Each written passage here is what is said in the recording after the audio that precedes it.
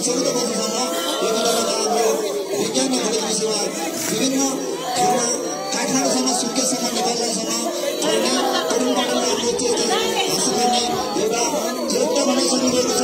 उहाँको यो आजको कार्यक्रमले हामीले एउटा सम्मान कार्यक्रम अबको पालोमा हाम्रो व्यक्तित्व श्री मानबहादुर धामी सभापति आएर हाम्रो टीचरसँग त्यो ठाउँको विद्यालयको बारेमा हामीले गरेको विदेशीको बारेमा आफ्नो भनाइ राखिदिनको लागि साथै उहाँको कर्मचारी सम्मान कार्यक्रममा सम्पूर्ण जोडिदिनको लागि म हार्दिक अनुरोध गर्दछु।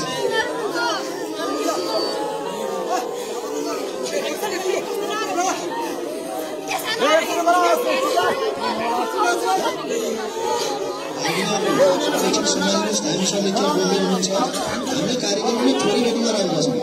हामी सब फेरि पनि आउनुहुन्छ कार्यक्रममा सल्लाह भएर तपाईँहरू त्यसको लागि हामी सबै पुनः हामी यही विद्यालयमा ल्याउने प्रयास गर्छौँ। त्यस कारण उहाँ एकैचोटि कतै जानु भएन सम्हाल्नुहोस् है।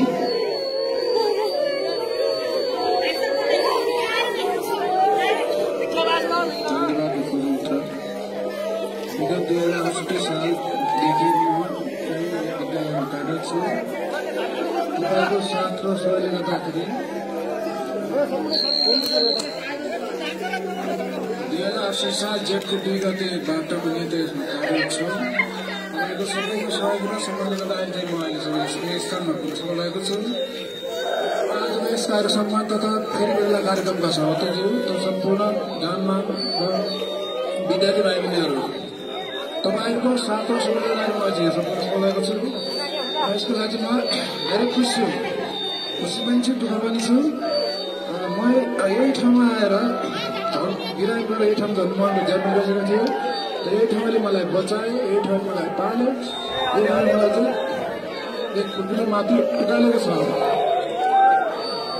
मलाई म यो ठाउँ कहिले पनि बिर्सिन सक्ने छैन। बाँकी एससीका विद्यार्थी भाइ बहिनीहरू यो कुरा सुन्नुहोस्, एससीका विद्यार्थी भाइ बहिनी सुन्नुहोस्, तिमीहरू भनेको भोलि भविष्य गर्दा मान्छे हो। तपाईँले नै यो काम चलाउने हो, ठाउँ बनाउने हो। रोएको सुख दुःख भनेको मान्छे हरेक बेला साँच्चैमा आउँछ नआउने हुँदैन। यसमा चाहिँ आफ्नो केही छैन। म हेरेँ होइन मैले 2-4 वर्षपछि फेरि आउँदै सक्छु। त्यो मायालाई त म कहिले विश्वास हुने छैन। मलाई पक्कै थाहा छ। बाँकी कुरा